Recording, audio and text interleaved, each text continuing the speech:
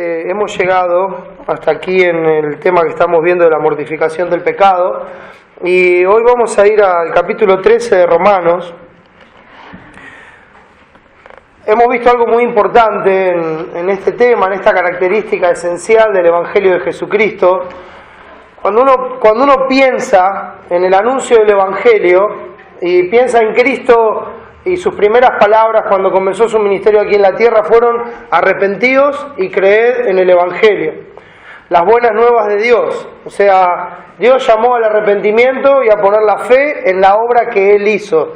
Allá no confiar en la ley, allá no confiar en el linaje, allá no confiar en las propias obras, en la propia justicia, sino arrepentirse de esa falsa confianza, arrepentirse de los propios méritos y a poner los ojos solamente en aquello que Dios había prometido en el huerto del Edén cuando el hombre cayó, en el Salvador, en el Mesías, en la obra de Jesucristo, en la cruz del Calvario. A dejar de lado todo tipo de religiosidad que traiga aspiraciones de ganarse el cielo, como podemos decir nosotros, entre comillas, a dejar eso de lado para confiar plena, total y únicamente en la obra de nuestro Señor Jesucristo. Y dentro del anuncio del Evangelio, nosotros sabemos que Él murió por nuestros pecados. Ahora mire, voy a hacer esta pregunta.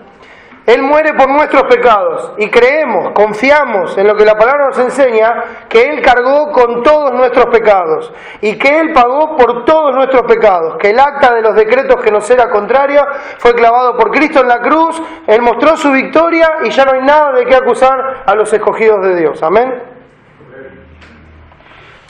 Entonces, hermanos, si esto es así, quiere decir que los pequeños pecados a nuestros ojos también entraron ahí. Pero lo voy a decir de otra forma. Supongamos que esos pequeños pecados, como nosotros los tratamos a veces, supongamos que esos pequeños pecaditos, y discúlpenme la palabra, pero a veces tratamos así con el pecado, como si esto fuera una pavadita, esto es algo que lo hace todo el mundo, esto es algo común, esto es algo normal. ¿Qué me pueden decir por esto? Supongamos que esas pequeñas cositas no estaban sobre Cristo cuando Dios volcó su ira. Y que hoy vamos delante del Señor, pero esas pequeñas cositas no estaban sobre Cristo. Y cuando estamos delante del Señor, santo, santo, santo, justo. ¿Qué piensan que serían las palabras del Señor? Bien, buen siervo y fiel. Has hecho casi todo bien. Te quedaron algunas cositas nomás. Pero bueno, entra que después lo arreglamos. ¿Usted cree que eso es compatible con la santidad de Dios? Si tan solo el más pequeño de los pecados a nuestros ojos quedara fuera de la obra de Cristo, usted y yo pagaríamos por toda la eternidad en el infierno por esa ofensa eterna a Dios. No habría razón para que un Dios santo me deje entrar manchado por mi pecado. No habría razón para que Dios tenga misericordia de mí. Si yo llegara a ese punto, creyendo que la obra de Cristo no fue suficiente para hacer morir ese pecado en mi vida, entonces yo llegaría delante de Dios negando a Cristo. Diría: su sangre no es suficiente. Llegué hasta aquí con estos pecaditos porque la sangre de Cristo no es suficiente. El poder del Espíritu Santo no es suficiente. Lo que estoy diciendo, hermanos, que el hecho de convivir con el pecado, por más mínimo que sea, por más tiempo que uno lo haya ignorado, ese hecho en sí mismo es pecado delante de Dios, niega la obra de Cristo y pisotea la sangre que fue derramada en favor del pueblo de Dios. Por eso, hermanos, nosotros tenemos que tener una firme disposición a mortificar todo tipo de pecado. No podemos permitirnos en nuestra vida la licencia de convivir con ciertas cosas porque a nosotros nos convienen, porque a nosotros nos gustan o porque para mí no es así. No podemos tener esa licencia en nuestras vidas porque nuestra alma está en peligro delante de Dios. Si yo puedo tener esa licencia en mi vida y no sentir ningún tipo de convicción por el pecado. Si solamente siento convicción de pecado por los pecados religiosos o por los que son aparentes y a la vista de todo, hay algo que está mal en mi relación con Dios. O tal vez eso es porque no tengo relación con Dios y eso es una consecuencia moral de una religión que he vivido. Por eso, hermanos, tenemos que tener, como hijos de Dios, la firme determinación de hacer morir todas aquellas cosas por las cuales Cristo murió en la cruz del Calvario. Todas aquellas cosas. Hemos visto los pecados ocultos, hemos visto pecados de omisión, hemos visto pecados de ocio. Por no estar haciendo lo que tenemos que hacer, terminamos pecando, haciendo lo que no tenemos que hacer. Y hoy, hermanos, quisiera que veamos los mal llamados, y digo mal llamados, porque esto que voy a decir es una contradicción en sí mismo, pecados inocentes. Eso es que todo el mundo lo hace. Eso que es normal. Eso que es parte de la sociedad. Eso que es parte de la cultura. Pero que no tiene ningún tipo de relación ni comunión con la persona de nuestro Señor Jesucristo. Dice Romanos capítulo 13, el versículo 8.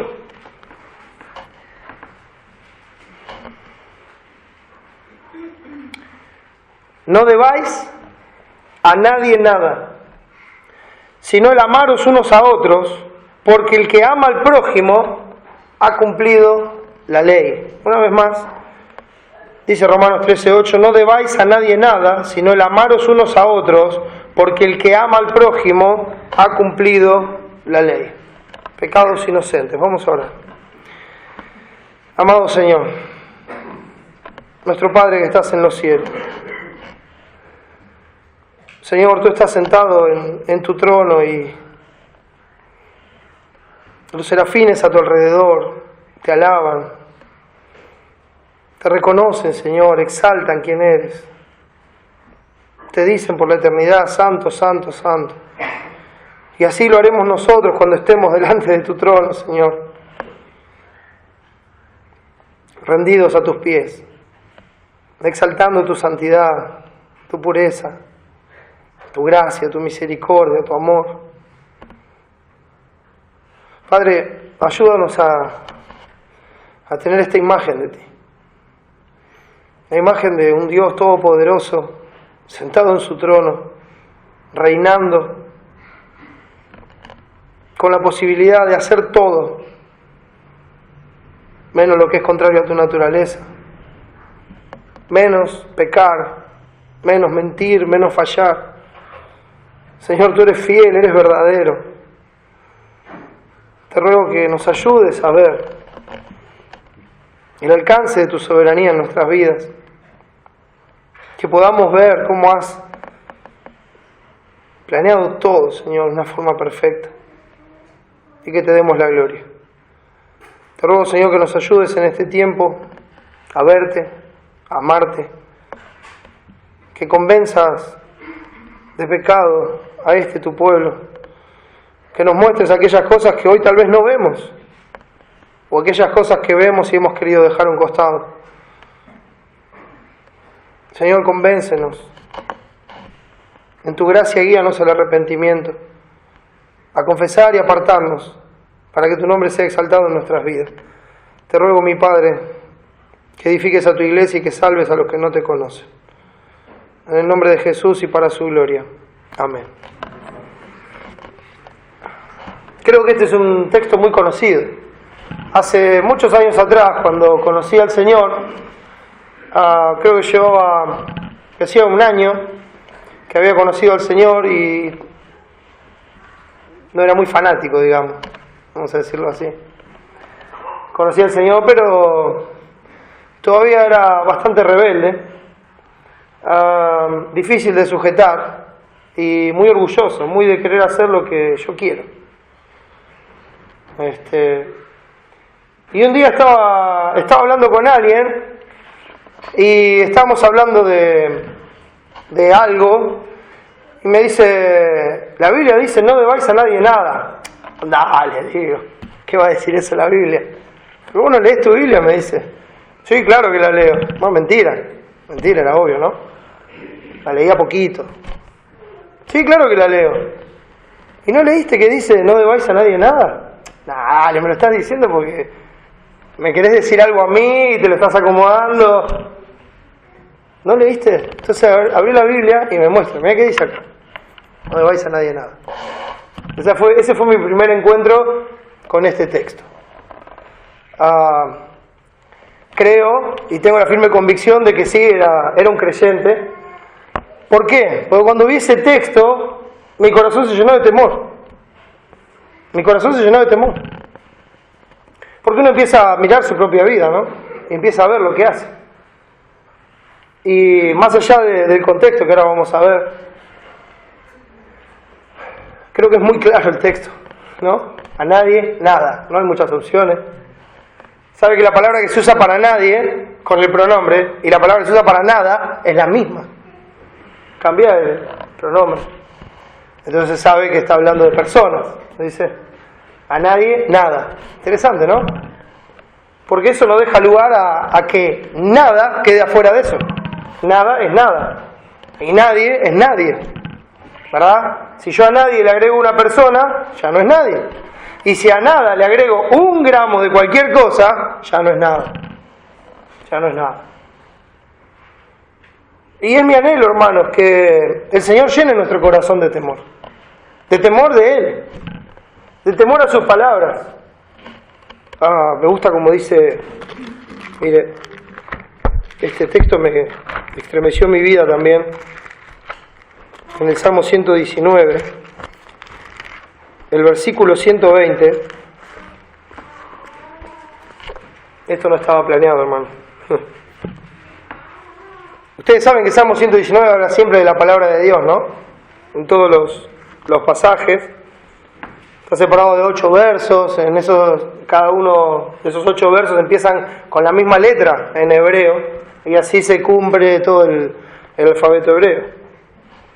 Y dice el Salmo 119, 120, mi carne se ha estremecido por temor de ti, y de tus juicios tengo miedo. Mi carne se ha estremecido por temor de ti, y de tus juicios tengo miedo. Estremecido significa tembló por temor de ti, y de tus juicios tengo miedo. También dice Isaías, cuando habla de los creyentes, dice, aquellos que tiemblan a mi palabra. No que escuchan la palabra como las noticias o como los resultados de las Olimpiadas. Sí, mirá, ¿qué pasó? Qué bueno, qué linda historia. No, aquellos que tiemblan ante la palabra de Dios. Que escuchan un texto y se estremece su corazón. Y lo lleva a una pronta y urgente examinación de sí mismo para ver si no está en falta contra Dios. Esa debería ser la razón de todo texto en nuestras vidas. Debería ser lo que causa todo texto en nuestras vidas y ayudarnos en esa forma. Cuando vemos aquí Romanos 13, en un precioso libro que habla acerca del Evangelio, alguno tituló este nombre como el Evangelio de los Romanos, ¿no? De Pablo, y realmente se trata de eso. Se trata de la doctrina, la teología, los primeros 11 capítulos. Se trata de las misericordias de Dios. Se trata del estado del hombre, se trata de la salvación por gracia, por fe, por misericordia. Se trata de esa justicia alcanzada por fe y no por obra. Se trata de la obra del Espíritu Santo en la santificación. Se trata del abandono del pecado para dar la gloria a Dios. Se trata de una nueva vida guiada por el Espíritu Santo, una vida que Dios preparó desde antes de la fundación del mundo. Se trata de tener la seguridad de que nada nos va a poder separar de ese amor. Cuando llega el capítulo 2 empieza la parte práctica. Dice, esto es lo que Dios hizo por ustedes. Y ahora viene la parte práctica de la vida, esto es lo que ustedes tienen que hacer por gratitud a Dios. Esta es la forma en que tienen que vivir. Esta es la forma en que tienen que presentarse como un sacrificio a Dios, como dice versículo 1 del capítulo 12. Así que, hermanos, os ruego por las misericordias de Dios que presentéis vuestros cuerpos en sacrificio vivo, santo, agradable a Dios, que es vuestro culto racional. Pablo acaba de exponer por 11 capítulos las misericordias de Dios, y en base a esas misericordias es como decir, hermanos, después de todo lo que Dios hizo por ustedes, después de la esperanza que Él les ha dado, después de la nueva vida en Cristo, lo que tienen que hacer ahora es vivir para Él. Y eso es lo que empieza a enseñar, toda la parte práctica. Y estamos hablando de un tiempo difícil para la iglesia, porque es un tiempo donde había una persecución sistemática contra la iglesia de Cristo, y era una persecución que estaba apoyada por el gobierno, en este caso Roma. Apoyada por el gobierno. Si uno mira a los apóstoles en sus epístolas, uno por ejemplo mira aquí Romanos, otras epístolas, mira la de Pedro, y son epístolas a los hermanos que están siendo perseguidos por el mismo gobierno de turno. Pero encuentro una particularidad en las dos epístolas. Dice, sujétense, respeten, oren por las autoridades. Es increíble. Es la enseñanza de Cristo. Amen a sus enemigos. Oren por sus enemigos. Bendigan a los que los maldicen. Ocúpense de aquellos que los persiguen y que los ultrajan. Ocúpense en ustedes. El amor. El mismo amor que mostró Cristo al estar en medio nuestro. Enemigos de Él, contrarios a Él. Y sin embargo Él en medio nuestro. Hoy hablaban de la mansedumbre. Macrotumia. La definición de mansedumbre, que es una palabra muy rara en el Nuevo Testamento, se puede resumir en poder en sujeción. Soy una persona que podría hacer algo, pero no lo hace porque no es la voluntad de Dios. El Señor Jesucristo dijo, si es posible, pasa de mí esta copa. Cuando Pedro le cortó la oreja a Malco, dijo, ¿qué haces, Pedro? ¿No podría yo ahora pedir a mi Padre 12 legiones de ángeles? Y se terminó. ¿Y listo? Entonces, si no lo hago, por algo es, Pedro. Mansedumbre, poder en sujeción. Yo podría hacer otra cosa, pero no lo hago porque es la voluntad de Dios lo que prima, porque es a Dios a quien debo agradar. Y en ese contexto de persecución, en ese contexto de un gobierno agresivo contra la iglesia, donde les daban muerte, empieza el versículo 1 del capítulo 13 diciendo, sométase toda persona a las autoridades superiores, porque no hay autoridad sino de parte de Dios, y las que hay por Dios han sido establecidas. Y el versículo 2 dice, de modo que quien se opone a la autoridad, lo establecido por Dios resiste, y los que resisten acarrean condenación para sí mismos. Vemos en los primeros dos versículos de este capítulo que por inspiración divina Pablo le dice, ustedes tienen que estar sujetos a Dios. Usted va a decir, pero dicen las autoridades. No, sujetos a Dios. Ustedes tienen que estar rendidos ante un Dios soberano. Ustedes tienen que saber que el que estableció el orden en el mundo es Dios. Dios estableció el orden en la creación y Dios también estableció el orden en el mundo. Dios establece los gobiernos. Dios es el que pone y quita las autoridades según su plan eterno y divino. Claramente dice el apóstol, inspirado por Dios, sométase, sujétese significa toda persona a las autoridades superiores. A las autoridades superiores, y la explicación es porque no hay autoridad sino de parte de Dios. Si alguien está en autoridad, es porque Dios quiere que esté ahí. Lo puso Dios, no el hombre. No es que llegó ese emperador con su poder y se colocó ahí por sí mismo. No, fue Dios el que lo puso ahí con un propósito que muchas veces está más allá de nuestro entendimiento. Porque sus caminos y sus pensamientos son más altos que los nuestros. Y Él está haciendo todo en función de un final glorioso para su nombre y para su iglesia. Y ese es el camino que va a recorrer y nadie lo va a poder cambiar. Porque Él es soberano y en su soberanía acomodó así los tiempos y acomodó así las autoridades. Pero Pablo, ¿vos me estás diciendo que me sujete a este que me persiguió, que mató a mi familia y que me hace que hoy tengo que estar escondido para que él no me case? Oh sí, porque esa es la voluntad de Dios.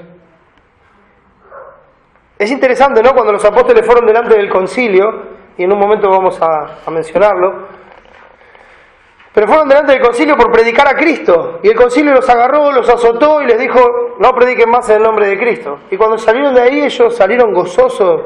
Les acababan de dar una terrible paliza. 40 azotes menos uno. No con una varita de paraíso, con un látigo.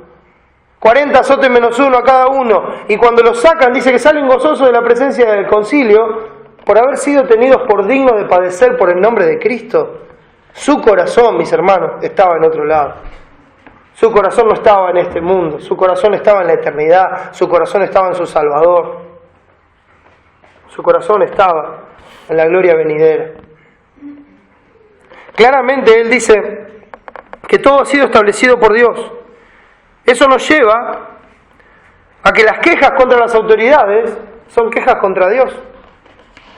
Tenga mucho cuidado, cristiano, tenga mucho cuidado, hijo de Dios, tenga mucho cuidado, iglesia.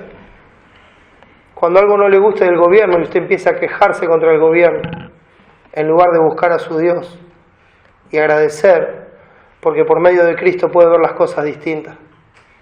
Tenga mucho cuidado porque eso es pecado. Porque el presidente que está hoy en el país, como la presidenta que estuvo antes, como quien fuera, gobernadores, intendentes, lo que sea, los estableció Dios. Y cuando usted y yo nos quejamos, nos estamos quejando de lo que Dios decidió. Y eso es un problema para nuestra vida y para nuestra relación con Dios. Eso es una costumbre de aquel que no conoce a Dios, de quejarse, de pedir, de quejarse de esto, de quejarse de lo otro, de quejarse de que no me dan, de quejarse de todo. Eso no es una costumbre de aquel que está dependiendo pura y exclusivamente de Dios, de aquel que está amando a Dios y de aquel que está esperando siempre en Dios, gozoso. De aquel que no depende su gozo de la situación económica o de cómo está el tránsito hoy, sino que depende su gozo de que su nombre está escrito en los cielos y de que su Señor le sostiene y prometió sostenerle y que Dios no falla. No hay autoridad sino de parte de Dios, y las que hay por Dios han sido establecidas. Y después lo dice bien claro, de modo que quien se opone a la autoridad, en la forma que sea, porque esto no está hablando solamente de una revolución, hoy se habla mucho de la revolución, vamos a hacer una revolución. Mis hermanos, lejos tenemos que estar de esas cosas, porque es una revolución en contra de Dios, no en contra de las autoridades. Uno tiene que hacer todo lo que puede desde su parte para darle la gloria a Dios, para honrar a Dios y hacer lo correcto. Y si en su vida, en su carrera, en su estudio, en lo que fuera, Dios lo lleva un día a ocupar una posición, un cargo público, un puesto de autoridad o lo que fuera, aprovéchelo para darle la gloria a Dios, no para empezar una revolución. Aprovéchelo para honrar a Dios, para hacer lo correcto y para beneficiar al pueblo, porque Dios lo puso ahí para eso. Con eso quiero decir que no estamos en contra de que alguien pueda hacerlo. De modo que quien se opone a la autoridad, a lo establecido por Dios resiste. Creo que es muy claro el texto. Dios lo estableció, oponerse a la autoridad es resistencia a Dios. Y los que resisten, y esto, hermanos, es una de esas cosas que ponen temor en el corazón, porque dice, los que resisten acarrean condenación para sí mismos. Porque es muy claro, si está resistiendo y se está oponiendo, el texto claramente dice, no es a la autoridad, es a Dios. Y si aún sabiendo esto, lo seguís haciendo, entonces vos te estás resistiendo y oponiendo a Dios. Y si aún sabiendo esto, vos seguís poniendo cosas a favor, en contra del gobierno, en la costumbre que tenemos hoy, ¿no? El portavoz invisible porque nadie le ve la cara, ¿no? Muchos se animan a escribir en las redes sociales, en Facebook, en Twitter, y hablan contra este, contra aquel, contra el otro, y se ponen a opinar y empiezan a hablar. ¿Sabe qué? ¿Quiere aprovechar el tiempo? Hable de Cristo. Hable de Cristo porque eso está a su alcance, eso es su responsabilidad. ¿Quiere aprovechar el tiempo? Como dice Timoteo, ore por los que están en eminencia. Ore por los gobernantes para que podamos vivir quieta y reposadamente en paz. Ore para que no sean una oposición al Evangelio, para que se pueda seguir predicando libremente. Ore para que podamos seguir abriendo las Biblias libremente. Ore para que podamos congregarnos libremente. Aproveche el tiempo, pero no se oponga a la autoridad, porque fue establecida por Dios. Y si aún sabiendo eso, decide pecar voluntariamente, oponiéndose a la autoridad, o hablando mal de aquellos que Dios puso en autoridad, entonces déjeme decirle que está acarreando condenación porque usted está resistiendo a Dios, no al hombre. Se está poniendo a Dios, no al hombre, y lo está haciendo abiertamente. Está en contra de Dios, porque aquí claramente dice, hey, aunque vos no sepas por qué, yo lo puse ahí. Yo lo establecí. Y lo establecí para mantener un orden, como va a decir el resto del texto, para tu bien. El mundo dice que los países tienen el gobierno que se merecen. ¿Ha escuchado esa frase? Un político argentino lo dijo hace tiempo. Los países tienen el gobierno que se merecen. Creo que la Biblia enseña que los países tienen el gobierno que Dios establece. Eso es lo que Dios dice. Y eso es lo que nosotros tenemos que aferrarnos. Y en lo que tenemos que descansar. Conoceréis la verdad y la verdad os hará libres de querer participar y gastar tiempo en cosas que ni siquiera son nuestra responsabilidad. No malgaste palabras y tiempo en hacer aquello que se opone a lo que Dios estableció. Fíjense en los versículos 3 y 4, hablan de este orden, enseguida da la explicación. ¿Por qué? Porque los magistrados no están para infundir temor al que hace el bien, sino al malo. ¿Quieres pues no temer la autoridad? Haz lo bueno y tendrás alabanza de ella. ¿Te molesta la autoridad? ¿Te molesta que te descubran? ¿Te molesta que te encuentren? ¿Te molesta que sepan lo que estás haciendo? Hablaba con un hermano hace unos años atrás, y me enteré de algo que estaba haciendo que era totalmente ilegal. Era ilegal, o sea, no es que había que ver si era ilegal, no, era ilegal. Y estaba viviendo de eso. Y todos los domingos en la iglesia. Entonces yo le digo, hermano, esto no está bien. Pero todo el mundo trabaja así. Pero no está bien, no importa lo que hace todo el mundo. Usted fue salvado para ser un pueblo santo para Dios. No puede seguir así. Usted no está tranquilo porque se está escondiendo de las autoridades, está estafando, está robando, está haciendo lo que no tiene que hacer. Entonces no está bien. Obviamente la persona se ofendió y no vino nunca más. Algún día llegó la autoridad a su casa para poner las cosas en orden. ¿Quieres no temer a la autoridad? Haz lo correcto. Viví como un cristiano. Viví como Dios manda. Haz lo que tenés que hacer. Cumplí con tus obligaciones como ciudadano. Pagá tus impuestos. Haz las cosas en orden. ¿Querés empezar un negocio? Averiguá cuáles son los requisitos para empezar un negocio, para estar en regla, porque si no, Dios no te va a bendecir. No te va a bendecir. Porque Dios no va a bendecir el pecado.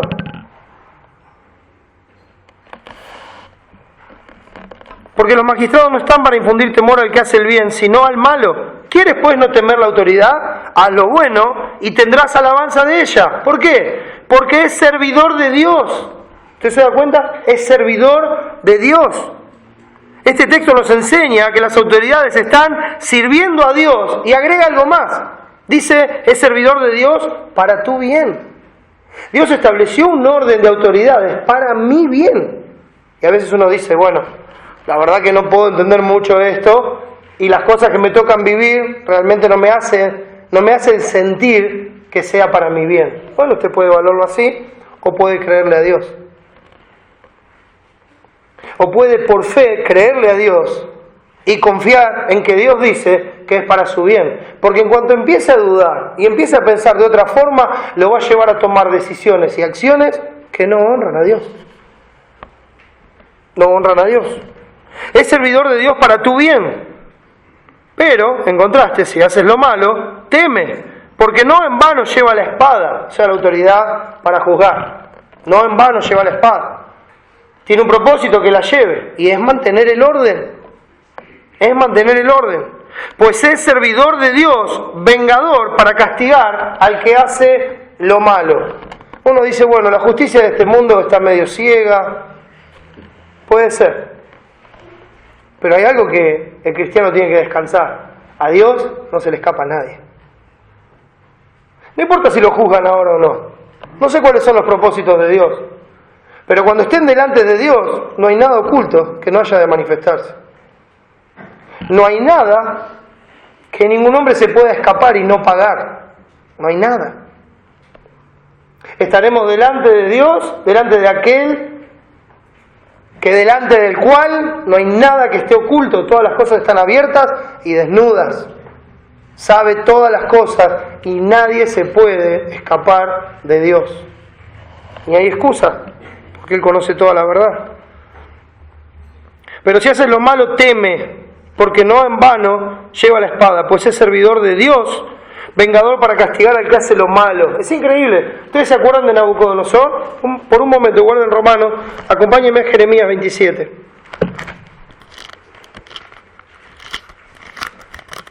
Jeremías, el capítulo 27, versículos 5 y 6. Estamos en la época donde venía la deportación a Babilonia. Entonces dice, viene el malvado Nabucodonosor y se va a llevar al pueblo de Dios. ¡Qué desgracia! Dios no hace nada. No se confunda. Dios lo mandó. Es su siervo. Jeremías 27:5. Yo hice la tierra, el hombre y las bestias que están sobre la faz de la tierra, con mi gran poder y con mi brazo extendido, y la di a quien yo quise. Él es soberano. Totalmente soberano. Y ahora yo he puesto todas estas tierras en manos de Nabucodonosor, rey de Babilonia, mi siervo. ¿Sabe por qué Nabucodonosor va a venir contra estas tierras y va a tener éxito? Porque yo se las di. Eso es lo que está diciendo Dios. Yo lo puse con este fin. Vengador para el que hace lo malo. ¿Por qué estaba llevando Dios a su pueblo? Porque su pueblo no lo estaba honrando. Entonces Dios levantó una autoridad que vino para traer juicio sobre ellos. ¿Tenía que tener temor Israel? Por supuesto. ¿Temor de Nabucodonosor? No, temor de Dios. Porque ellos tenían que saber que no estaban haciendo las cosas conforme a la voluntad de Dios. Lo tenían que saber. Dice Nabucodonosor, rey de Babilonia, mi siervo, y aún las bestias del campo le he dado para que le sirvan. Aún le voy a proveer todo lo necesario para que haga lo que tiene que hacer. Para tu bien. También habla de esto Pedro. Primera de Pedro, en el capítulo 2, lo expresa de esta manera. Mire, hermano, hermana, cada vez que usted piense que está pasando un tiempo difícil, lea Primera de Pedro. Si usted piensa que le está pasando mal, lea Primera de Pedro. Le puedo aconsejar que lea toda la Biblia, pero ese está cortito y al pie, 5 capítulos. Le puede llevar media hora, 40 minutos, en el peor de los casos, lea Primera de Pedro. Y después dígame si la está pasando tan mal. Primera de Pedro, capítulo 2. Versículo 13, dice así, por causa del Señor, y en otras versiones dice, por amor al Señor, someteos a toda institución humana, ya sea al rey como a superior, ya a los gobernadores, como por Él, o sea, por Dios, enviados para castigo de los malhechores y alabanza de los que hacen bien.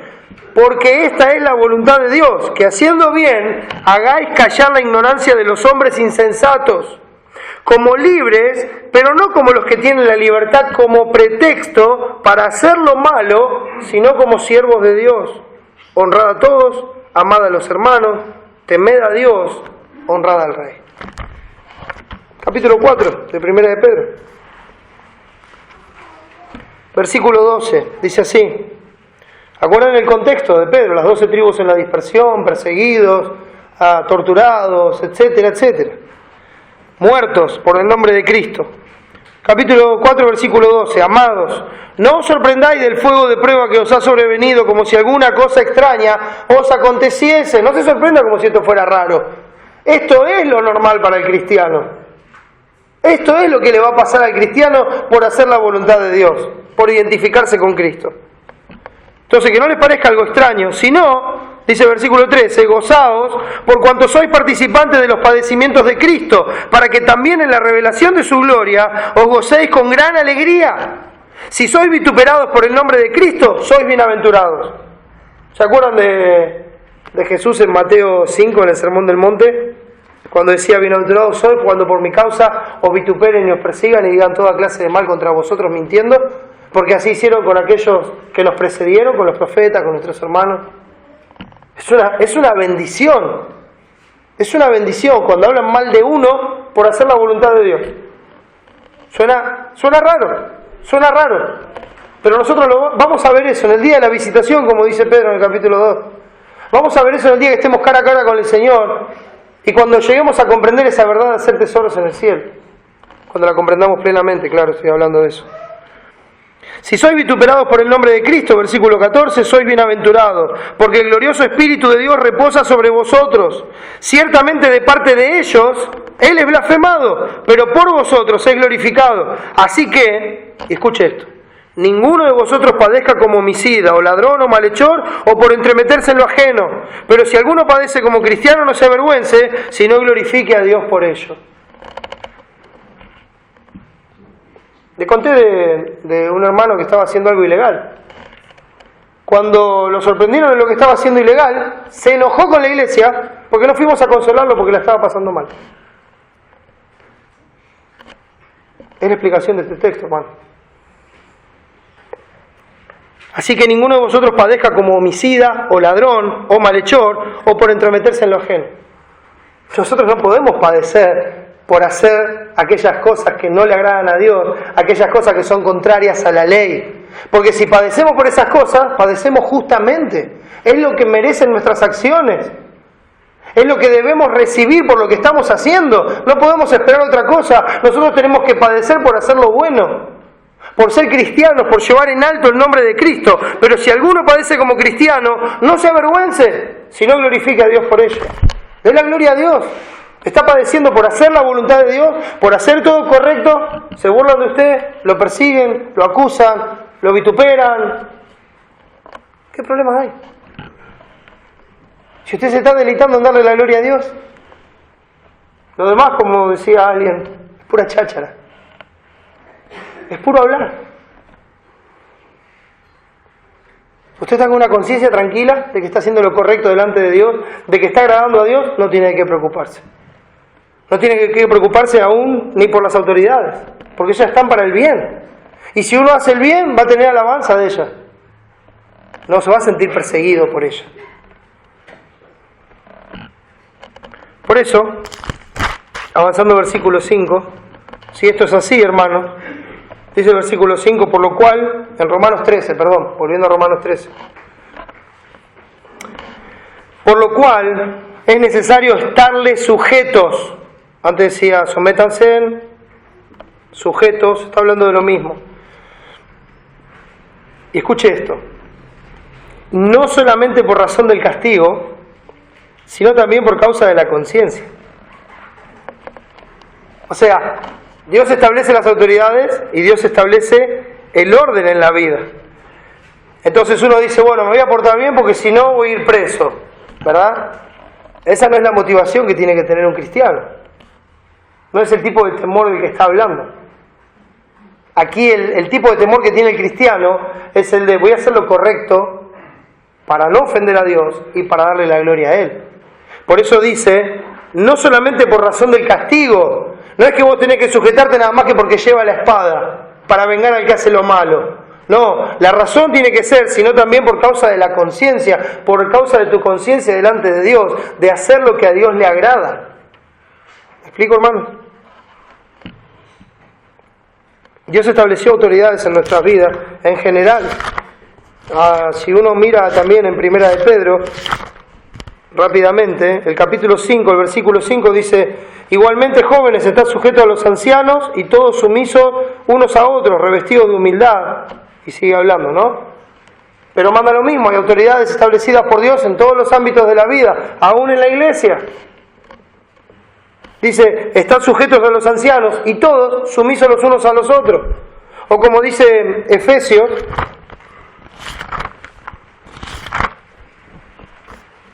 5:21 dice, someteos unos a otros en el temor de Dios. Y el versículo 33 de Efesios 5 dice así, por lo demás, cada uno de vosotros ame también a su mujer como a sí mismo, y la mujer respete a su marido. ¿Sabe que esa palabra respete Es del griego phobos, que es donde dice temer a la autoridad. Es la misma palabra. Aquí se traduce como respeto. Pero está hablando de eso, del mismo temor por causa de la conciencia a ofender a Dios, a oponerme a lo que Dios estableció en mi vida. O sea, las hermanas deberían, con gozo, sujetarse al esposo, porque eso es lo que da la gloria a Dios. Y los esposos, como dice el texto, deben amar a sus esposas, porque para eso Dios les dio la autoridad. Capítulo 6, versículo 1 dice: hijos, obedeced al Señor a vuestros padres, porque esto es justo. Lo mismo para los hijos con los padres, lo mismo para los padres con los hijos. Someteos unos a otros en el temor del Señor. Cuando avanzamos, volviendo a Romanos 13, en el versículo 6 dice: pues por esto pagáis también los tributos, porque son servidores de Dios que atienden continuamente a esto mismo. Bien claro lo dice, ellos son sus siervos para nuestro bien. Y da la razón de que por eso se pagan los tributos. Dios estableció los tributos y los impuestos como medio para mantener el sistema de orden que Él estableció. Entonces se debe pagar por eso. Sujétense para la gloria de Dios. Antes mencioné Hechos capítulo 5, y creo que todos conocen el versículo 29, y creo que muchas veces nos escudamos en eso para hacer lo que nosotros queremos. Es necesario obedecer a Dios antes que a los hombres. No me gusta lo que dice este gobernante, es necesario obedecer a Dios antes que a los hombres. Pues sí, si el gobernante viene y le dice: mira, no prediques más a Cristo, vaya y sígalo predicando. Porque siempre pesa más lo que Dios dice. Pero no diga: no, este impuesto es muy alto, no lo pago, voy a un piquete. Porque eso es resistir a la autoridad. Y las autoridades fueron establecidas por Dios. ¿Vemos la diferencia, hermano? Eso es pecado. Eso es pecado delante de Dios.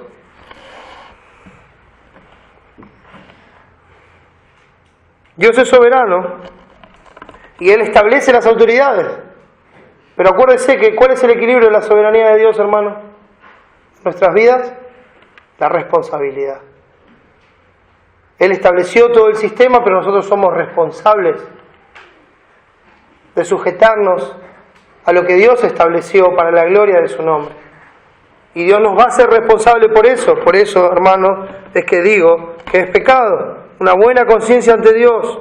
Pagar tributos para eso. Como dijo el Señor Jesucristo: da al César lo que es de César y a Dios lo que es de Dios.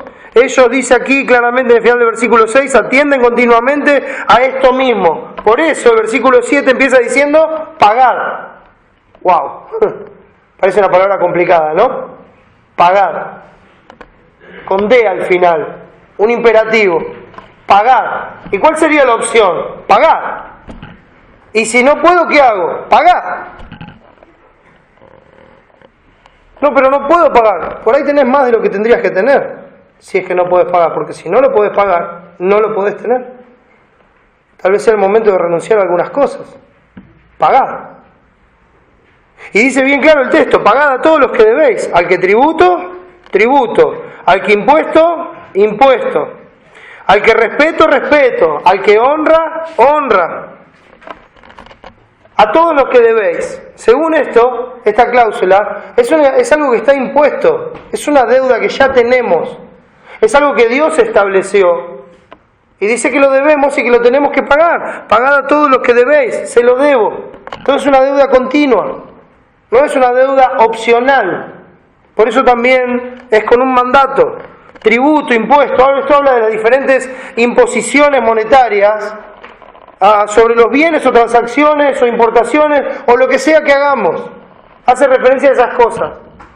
Las tasas que el gobierno establezca y los impuestos que el gobierno establezca porque le crean convenientes. Dios dice pagar. ¿Sabe que no hay ningún versículo en la Biblia que diga: si no te gustan los impuestos, reclamar?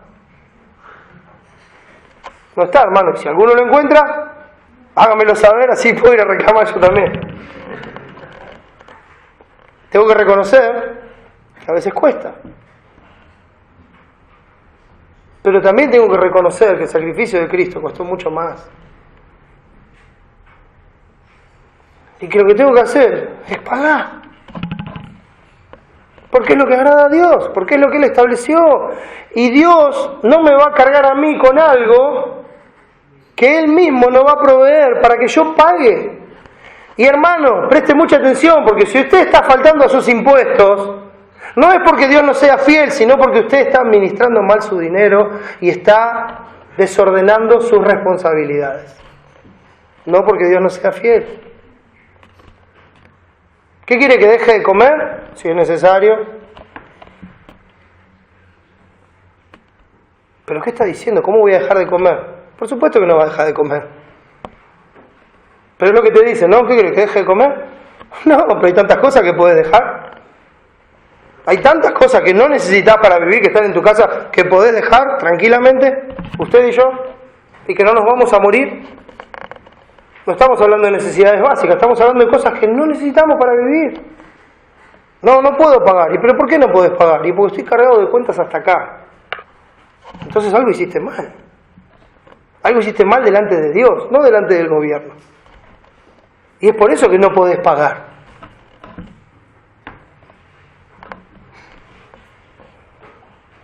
Fíjense que no solamente dice que hay que pagar tributo o impuestos, sino que también dice: al que respeto, respeto, y al que honra, honra. Respeto y honra son dos palabras que van juntas, hermano. Otra vez la palabra respeto acá viene de phobos. Habla de temor, pero habla de un temor reverente, de un respeto por la posición que Dios le dio. O sea, un temor por su función, que es la de cuidar y castigar, con una buena conciencia delante de Dios. Y un respeto, un honor por la posición que Dios le dio. No tendríamos que permitir entre nosotros, hermanos, las burlas hacia los gobernantes. No las tendríamos que permitir. Yo sé que a veces nos reímos mucho de esas cosas. Pero ¿saben qué? No está bien. Es pecado. Y encima es un pecado gratuito. No sé si me explico lo que quiero decir. O sea, no es necesario. No es necesario burlarse de aquello que Dios estableció como autoridad. No es necesario hacerlo. Lo hacemos para divertirnos nosotros y nos olvidamos de la gloria de nuestro Salvador. Pecados inocentes. ¿Quién no lo hace? Es un chiste. Es nada más que para reírse. Al que respeto, respeto. Al que honra, honra. Porque Dios lo puso en ese lugar. Dios lo puso, hermano. No lo pusimos nosotros. No, pero si yo fui a votar. ¿Qué tiene que ver? Dios estableció la autoridad. Oh sí, vamos y votamos. Cumplimos con nuestro deber cívico. Pero ¿sabe qué? Ganó el que Dios quiso. Y va a gobernar el tiempo que Dios quiso que Él gobierne. Y mientras esté ahí, nosotros le debemos respeto y honra. Y después cuando se baje de ahí, ¿sabe qué? Le seguimos debiendo respeto y honra. ¿Sí? Porque este texto, después el texto va a terminar diciendo que tenemos que amar al prójimo, ¿no? Que el amor no hace mal al prójimo, como vamos a ver seguramente la próxima vez. Hermanos, estos son pecados que conviven con nosotros y que nosotros no podemos permitir.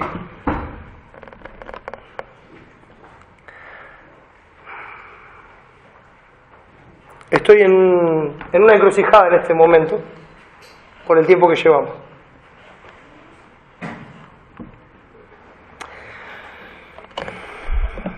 El versículo 8 dice: no debáis a nadie nada. No debáis a nadie nada. Según lo que a cada uno corresponda, uno no le tiene que deber a nadie nada. Y hermanos, me gustaría explicarlo de otra forma, para que quede más claro. No debáis a nadie nada. Creo que es clarísimo, ¿no? Y doy muchas gracias a Dios por los textos que son tan claros. Pero al mismo tiempo le pido mucha gracia y misericordia a Dios, porque nos cuesta tanto, tanto. Nos cuesta tanto asimilar estas cosas en nuestras vidas. Porque atenta contra nuestra naturaleza. Porque somos así. Pero justamente el que somos así no es una excusa, es lo que tenemos que mortificar. Es lo que tenemos que terminar en nuestras vidas. para honrar a nuestro Señor y Salvador. El cristiano no tiene que tener deudas. Según lo que a cada uno corresponda, debe ser pagado con lo que corresponda. Como dije antes, nadie, ninguna persona, nada, ninguna cosa. No debáis a nadie nada. Esta sentencia, hermanos, extiende la enseñanza a todas las áreas de la vida y a todas las relaciones que tenemos.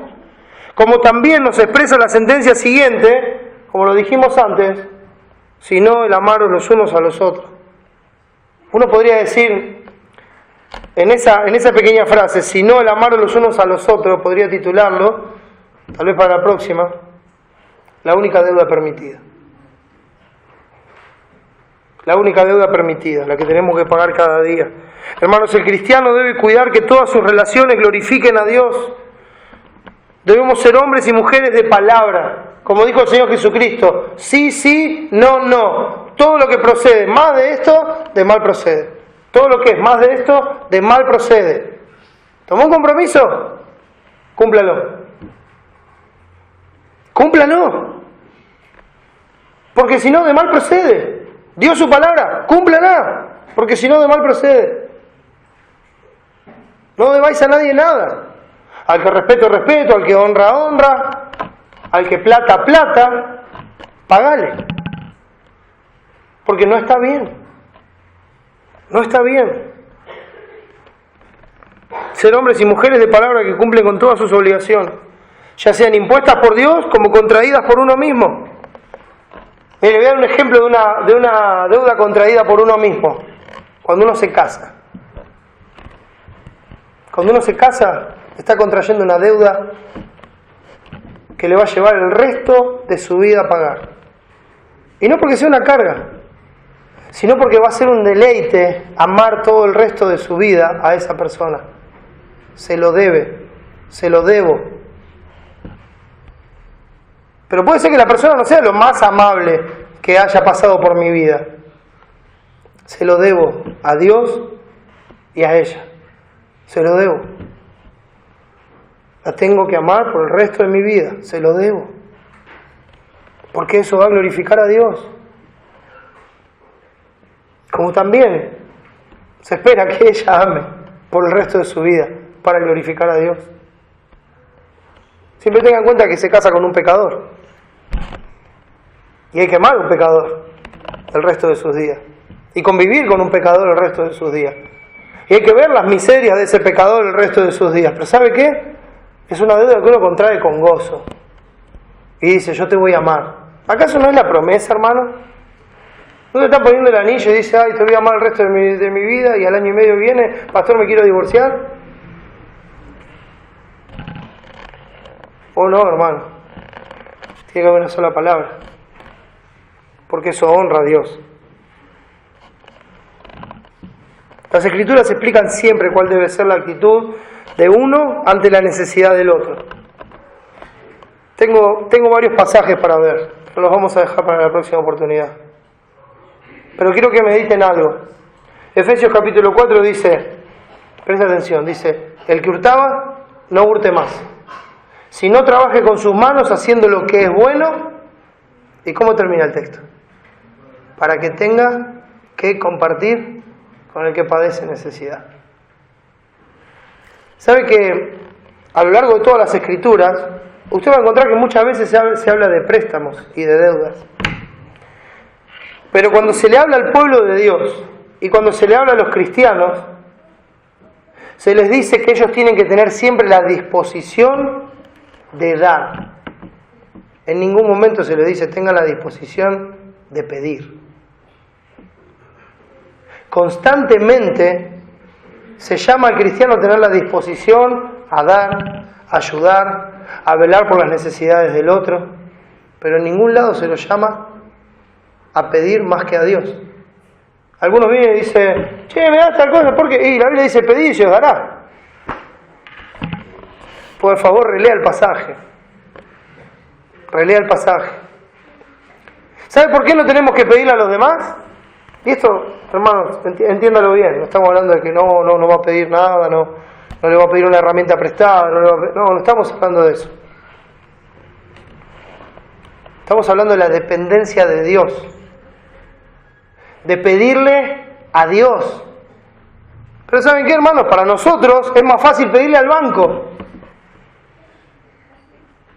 Hay una necesidad en nuestra vida y en vez de postrarnos delante de Dios con esa necesidad, con eso que pasó y esperar en el Señor, sacamos la tarjeta, hermano. ¿Para qué voy a esperar en el Señor si le puedo pedir al banco? Pedid y se os dará al Señor. ¿Dependan de quién? Del Señor. No, dependo de mi buen perfil crediticio. ¿O no, hermano? Son trampas. Son trampas. Solamente voy a... Lo quiero mostrar eso en las Escrituras y lo voy a mostrar.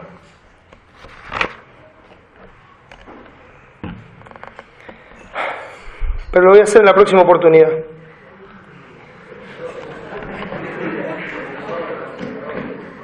Hermano, tengo para rato, créanme.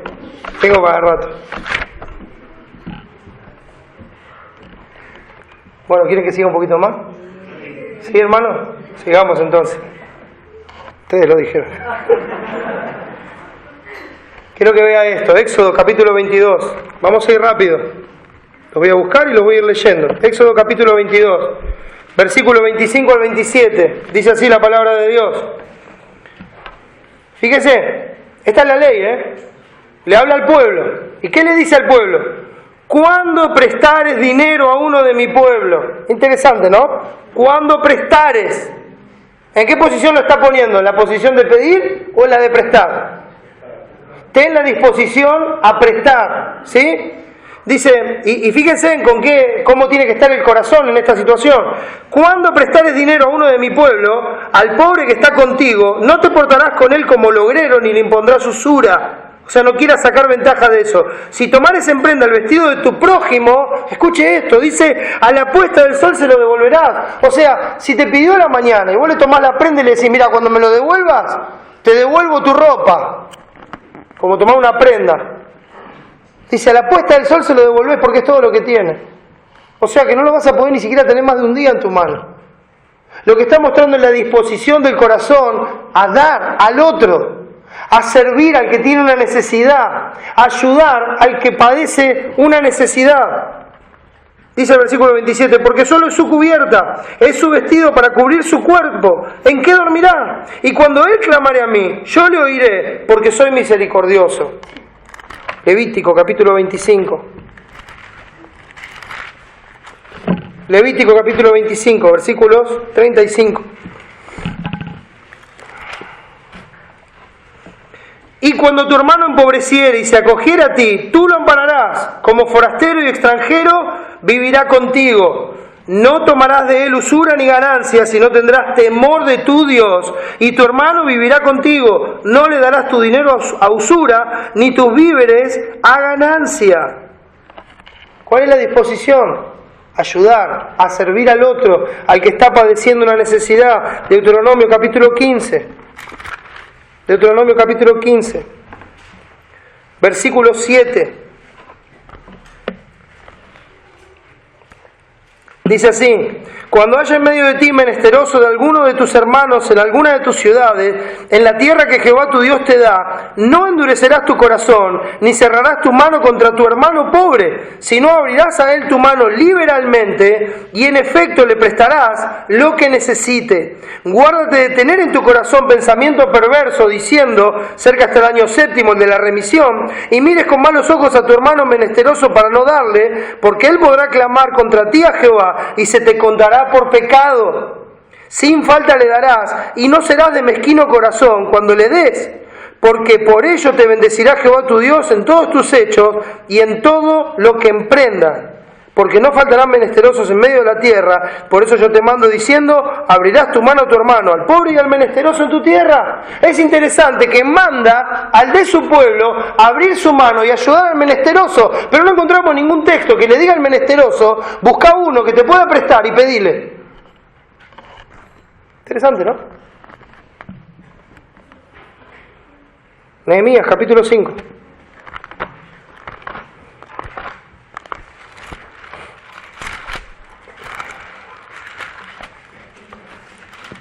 Nehemías capítulo 5, versículo 7. Entonces lo medité y reprendí a los nobles y a los oficiales y les dije: ¿exigís interés cada uno a vuestros hermanos? Y convoqué contra ellos una gran asamblea y les dije: nosotros, según nuestras posibilidades, rescatamos a nuestros hermanos judíos que habían sido vendidos a las naciones.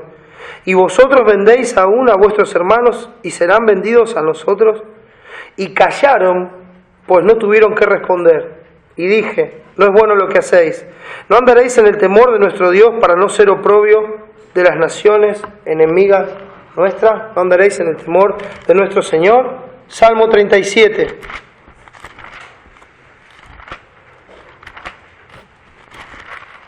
Salmo 37, versículo 21. Fíjese el contraste de la condición. Otro texto de los que da temor al corazón. 37, 21. El impío toma prestado y no paga. ¿Escuchó eso? ¿Lo leyó en su Biblia? El impío toma prestado y no paga. Cuando una persona toma prestado y no paga, es la característica de un impío. Y cuando una persona está en esa condición y no tiene convicción de pecado, es la característica de un impío. Cuando una persona puede dormir y descansar sabiendo que le debe algo a alguien que él pidió, es porque el impío toma prestado y no paga. No paga. Es una característica del que no conoce a Dios. Fíjese el contraste, ¿no? En el mismo versículo: mas el justo tiene misericordia y pide. ¿Así dice? El justo tiene misericordia y da. Da. Esa tendría que ser la característica nuestra. La generosidad, la de dar, porque es lo que aprendimos de nuestro Señor Jesucristo, quien se dio a sí mismo en rescate por todos nosotros, quien dio su vida hasta lo último, quien murió en la cruz para pagar por nuestros pecados, para pagar toda una deuda que no le correspondía a Él. Ese es el ejemplo que nosotros tenemos. Es el ejemplo que tiene que haber de misericordia en nuestro corazón. Nosotros tenemos que estar dispuestos a darnos nosotros por completo ante una necesidad, con misericordia.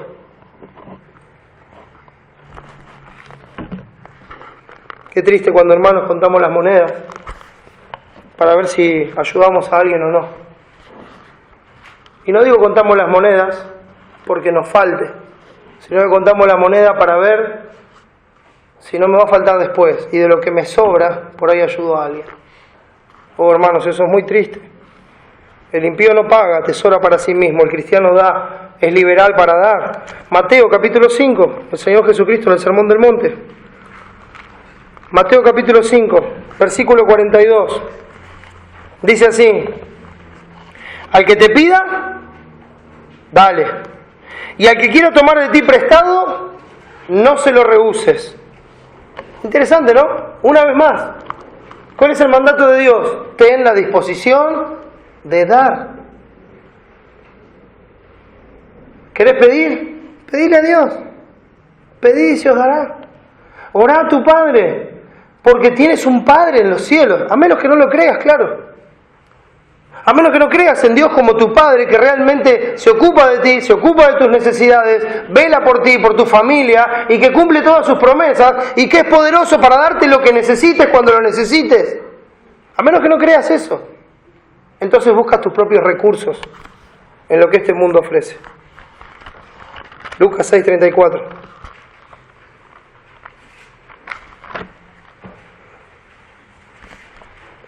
Lucas 6:34 dice así. Escuche esto, ¿Cómo va a lo profundo del corazón? Y si prestáis a aquellos de quienes esperáis recibir, ¿qué mérito tenéis? Porque también los pecadores prestan a los pecadores para recibir otro tanto. Esto va en contraste con el proverbio que dice: el que presta al pobre, ¿a quién presta? A Jehová. ¿Le presta a Dios? Se lo presto. Ni siquiera sé si me lo va a poder devolver, pero no importa, quiero ayudar a mi hermano. porque tiene una necesidad. ¿Escuchó bien, no? Tiene una necesidad. No tiene, hoy compartían de Santiago, ¿no? No tiene para el sustento del día. ¿Cómo no le voy a...? Es mi hermano. ¿Cómo no me voy a ocupar? Somos hijos del mismo padre. ¿Cómo no me voy a ocupar? ¿Cómo no voy a velar por esa necesidad? Claro que lo tengo que hacer. No, le voy a dar a este porque, ¿sabes qué? Ahora me fui afuera. Le voy a traer un regalo a fulano de tal. Porque fulano de tal, cuando se vaya seguro me va a traer algo más grande.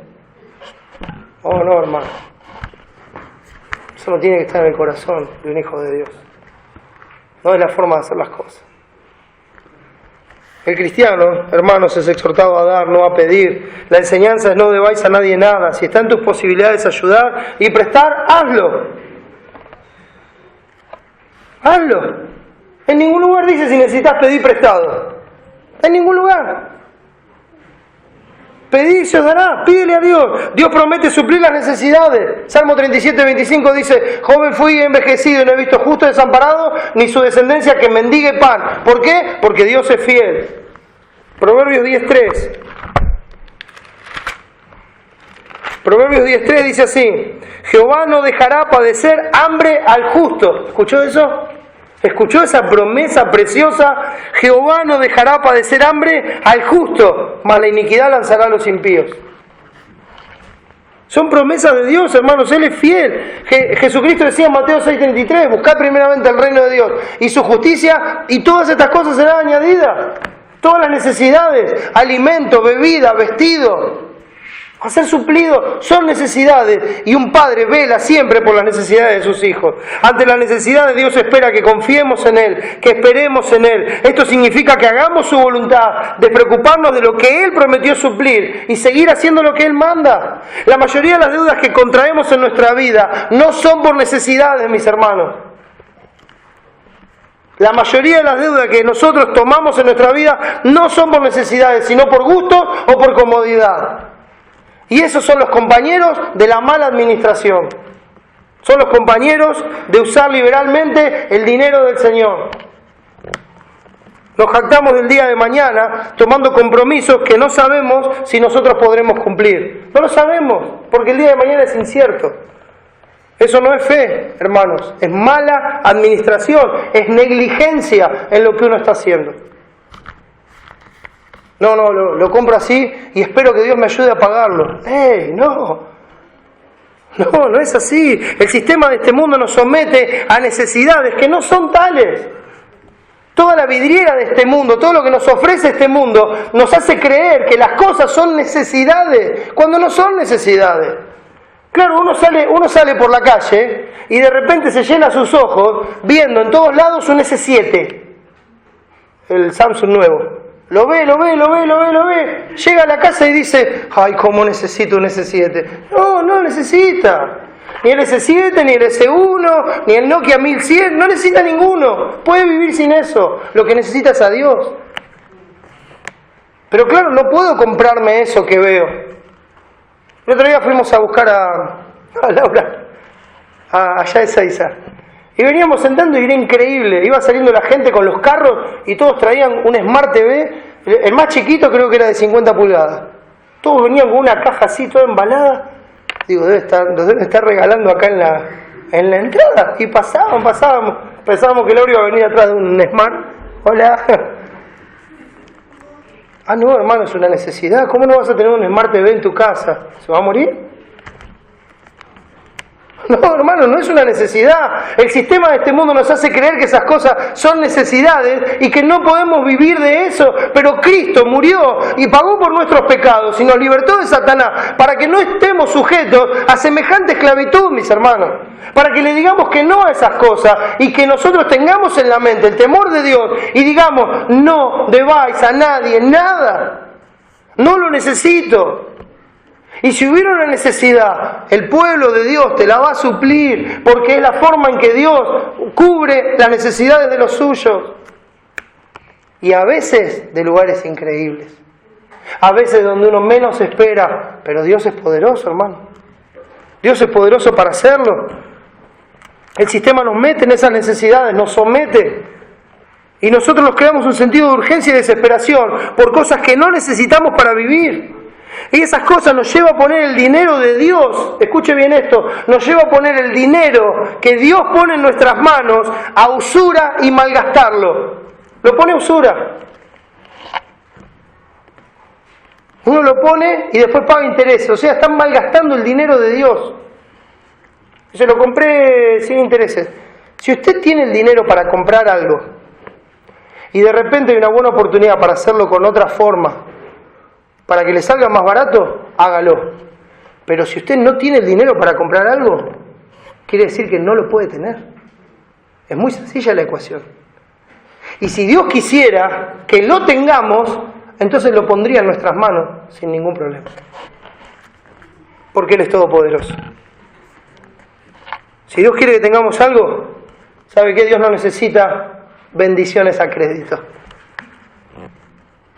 Dios no tiene el plan ahora 12 bendiciones.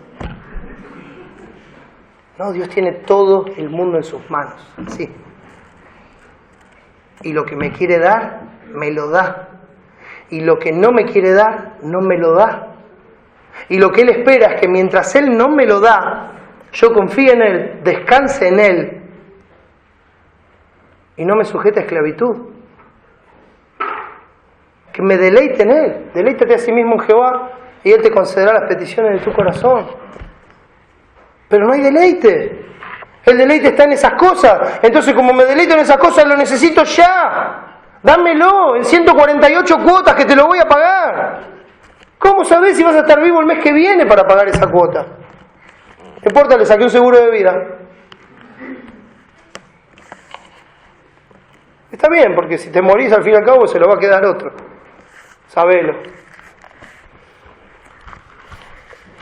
Eso, hermanos, es menospreciar el poder de Dios y la soberanía de Dios. Es dejar de lado sus promesas por nuestros apuros. Es ponernos bajo presión cuando no sabemos lo que será mañana. No te jactes del día de mañana porque no sabes lo que dará de sí el día, dice Proverbios 27:1. Santiago 4. Versículo 15 dice así: en lugar de lo cual deberíais decir, si el Señor quiere, viviremos y haremos esto o aquello, pero ahora os jactáis en vuestras soberbias. Toda jactancia semejante es mala, y al que sabe hacer lo bueno y no lo hace, le es pecado. ¿Y qué sería lo bueno en este caso, hermano? No debáis a nadie nada. Y si te jactas en que lo vas a poder pagar porque tienes fe en Dios, estás pecando. ¿O no, hermanos? El cristiano debe tener un carácter generoso, siempre más propenso a dar que a recibir, que a pedir. Siempre más propenso a dar que a pedir. El cristiano debe ser responsable en su administración y huir de todo tipo de jactancia. El cristiano debe depender siempre de Dios y de sus promesas y no apoyarse en lo que el mundo ofrece. No, hoy no tengo para comer. ¿Y usted cree que Dios no lo sabe? Vamos, hermanos, ¿cree que Dios no lo sabe? ¿Cree que Dios no lo sabe si a usted le falta algo? ¿Cree que Dios no sabe si usted tiene para comer o no? ¿Sabe lo que pasa muchas veces entre nosotros? No tengo para comer. Hermano, ¿no tenés para comer? No. Hace tanto que quiero comer un asado y no puedo. Solo tengo arroz en mi casa. ¡Gloria a Dios, hermano! ¿Sabe lo que lleva a sacar un grano de arroz de una planta? Y eso solamente ocurre por la misericordia de Dios. No tengo para comer, no tengo para tomar. Que yo sepa, hay agua en todos lados, mis hermanos. Pero una coquita de vez en cuando. Hermano, ¿está mal tomar una coca? ¿Está mal? Por supuesto que no, mis hermanos. Por supuesto que no. Va al supermercado, compra la comida. Le dice, ¿lo quiere pagar en 12 cuotas? La comida en 12 cuotas. Dentro de un año voy a estar pagando las cosas que ya se pudrieron. Es una locura, mis hermanos. Es una locura. Lo único que este mundo quiere es que nos endeudemos más y más y que no dependamos de Dios, sino que dependamos de la generosidad del sistema de Satanás. No, hermano. Mejor es un pedazo de pan duro y paz en casa que una casa llena de manjares y llena de molestias y dolores. No, hermano. Si no podemos tener algo, debemos clamar a Dios y esperar en su voluntad que Él quiera dárnoslo y confiar que nuestro Dios Todopoderoso no necesita ninguna ayuda del mundo para bendecir a sus hijos. Ningún verdadero cristiano debería poder descansar si tiene deudas que pagar, porque si no va a blasfemar el nombre de Dios. No debáis a nadie nada. Dios no está limitado, hermanos. Solo la bendición de Dios es verdadera y perdurable y no añade tristeza con ella. Solo la bendición de Dios. Contraer deudas es contraer tristezas, angustias y presiones que no necesitamos en nuestra administración de vida para darle la gloria a Dios. Un texto más en Proverbios, capítulo 22.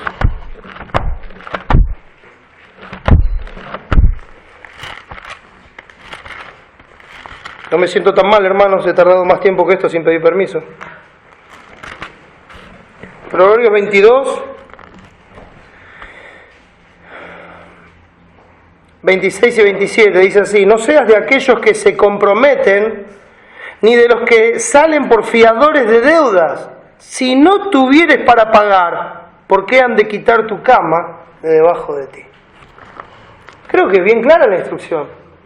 No sé, de aquellos que se comprometen a futuro. Uno dice, bueno, hoy estoy trabajando, gano tanto, bueno, la cuota es de tanto, bueno, la puedo pagar, ¿cómo? Esto lo pago de taquito. Y sí, ¿sabés si vas a tener trabajo el mes que viene? No, claro, uno lo espiritualiza, dice, no, si Dios quiere, voy a tener trabajo. Y si Dios no quiere, ¿con qué vas a pagar? ¿Lo necesitas realmente? ¿Es una necesidad? ¿O Dios te lo puede dar? Te lo puede dar así. Dios no está limitado. Nosotros somos los limitados. Y hermanos, por esas limitaciones que nosotros tenemos, es que nosotros no vemos las bendiciones de Dios derramadas en nuestra vida. Porque no somos fieles en lo poco. ¿Para qué nos va a dar mucho? No somos fieles en lo poco. Administramos mal lo poco que tenemos. Y nos ponemos en cuestiones que no tendríamos que ponernos con lo poco que tenemos. Y todavía queremos que Dios nos bendiga. Digan que Dios es fiel y que aunque fuéramos infieles, Él permanece fiel. Y que Él va a sostener a los justos. Dios quiere darnos un corazón que descanse en esas verdades. Se deben pagar las obligaciones contraídas, se deben saldar las deudas, se deben pagar los impuestos, se debe respetar a las autoridades, debemos honrar a los gobernantes, como dice Tito 3:1. No deber a nadie nada, no deber nada a nadie. Solo hay una deuda que siempre vamos a tener. Y es la que ya mencionamos en el versículo 8. Y que debemos pagar, hermanos, cada día. El versículo 8 sigue diciendo, si no la amaros unos a otros. Porque el que ama al prójimo ha cumplido la ley. El que ama, cumple la ley. Y con la ayuda de Dios veremos eso la próxima vez. La ley no salva, pero la salvación por gracia. La presencia del Espíritu Santo en nuestras vidas nos capacita para amar y obedecer la ley, porque eso agrada a Dios. Porque eso agrada a Dios. Hermanos, no dejemos que estos pecados inocentes rompan nuestra comunión con Dios. Que no nos permitan tener éxito. Disculpe la palabra éxito. Que no nos permitan tener la victoria en esta lucha con el pecado. Tenemos que tener esa firme determinación de hacer morir todos los pecados y así poder vivir para la gloria de Dios.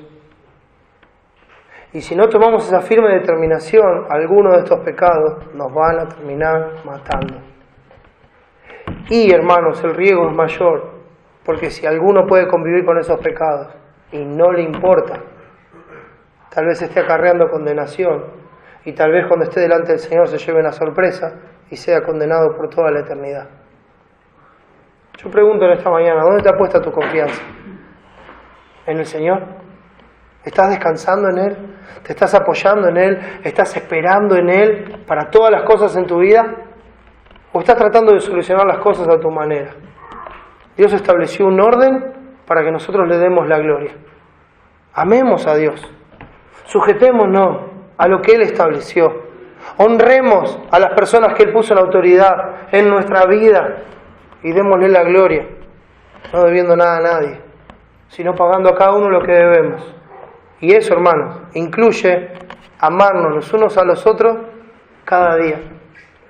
Interesante, uno podría decir unos a los otros es en la iglesia, pero el texto termina diciendo, porque el que ama al prójimo ha cumplido la ley. ¿Se acuerdan el resumen de Cristo? El primer mandamiento, Amarás al Señor tu Dios con todo tu corazón, con toda tu alma y con toda tu mente, o sea, con todo el ser. Y el segundo mandamiento es similar a este, semejante a este. Amarás a tu prójimo como a ti mismo. Nadie en su sano juicio se va a querer hacer daño a sí mismo, ni lastimarse a sí mismo. Entonces lo que hace es amar al otro, buscar el bienestar del otro, ver al otro con misericordia y ayudar en cada necesidad. Amén. Vamos a orar. Padre, gracias. Gracias por Cristo. Sin Él no hubiéramos podido ver jamás ninguna de estas cosas, Señor. Sin Él ni siquiera podríamos comprender lo que tu palabra enseña.